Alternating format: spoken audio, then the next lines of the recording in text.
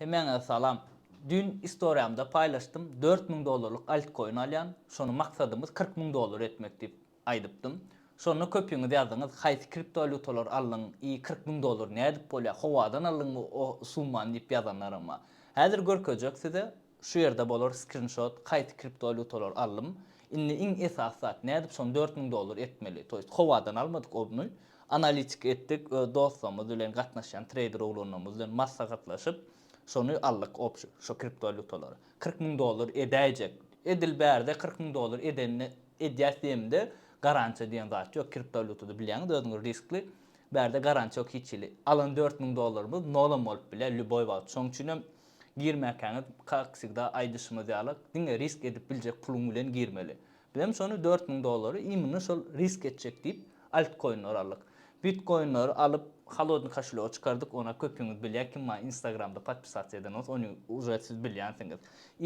Başlamakak aýtjak zadym, haýsy birjada targawat edýän diýseňiz, aşağıda sılkada goýjak 2 san birja, asnamnoy ulanýanym Bybit bilen Binance. İkisine de registrasiýa, verifikasiýadan geçseňiz, men sılkamdan 10% skitka komissionu, onun da aşaram birinji saljak puluňyza görä bonus pul berýär size. Misal üçin has köprek birinji depozitiňiz has köprek pul salsaňyz, has köp bonus. Azrak pul salsaňyz az. Şoň üçin esasy birinji salaňyzda köprek pul salyň, goýja bonuslar alar ýaly. Indi men size görkedeýin, näme üçin biz diýdik, bir şurada bir 4-5 altcoin görkedeýin, biz alamyzda köprek aldyk. Misal üçin DOT'da köpüňiz bilýäňiz Polkadot'da. Şu maksimalkasy bir wagt ana $54. Toýst 54 ýa başda 55'de. $54 diýip hasaplaýar. Şu wagt bolsa 8 ýarym. Men wapşa alamda muny 6-dan aldım. Köpüňiz bilýäňiz istoriýany görenler 6-dan aldım. Ýöne daşy şu 8-den alaýamyz. Diýeli Bitcoin 60 ýaşa galdy. Öňkü 60 ýaş mı 68 mi maksimuma da ana maksimum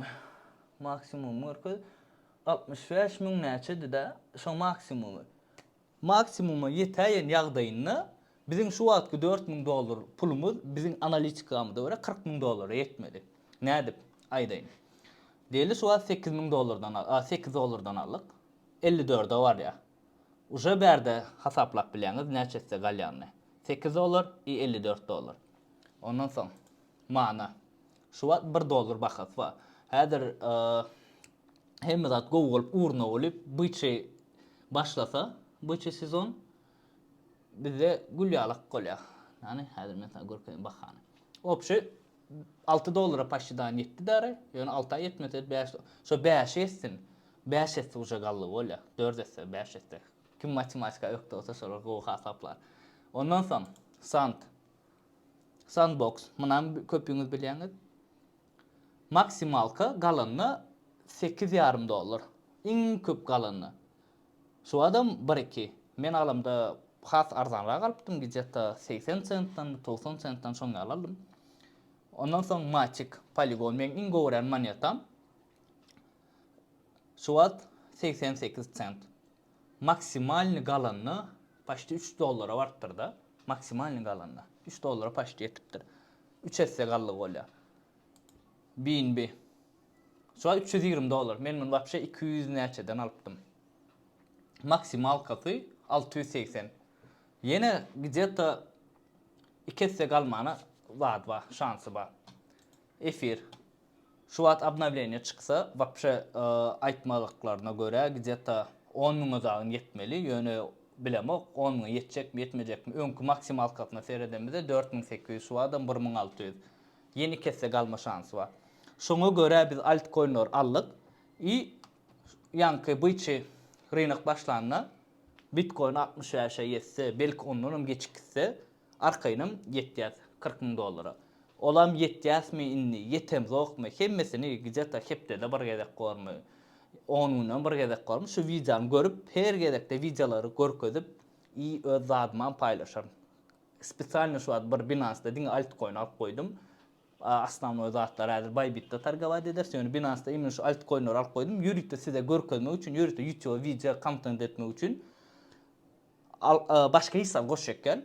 Şonu goýjak. Ýanky $4.000 başka hissat goşjekkel. Hissat aljağım däl, otary hissat satjağım däl. Size görkezek galýam şo galanokmy? Sizem kommentariýada öz pikirlerinizi ýazyp bilýäňiz. Yetersmi? Kesýän dayancın bir de şöyle talismanı var. Yani Udaş'ın talismanı şu. Talismanımız bu. Ne aytacak adım gipin gıyska. Komentariyada yazın.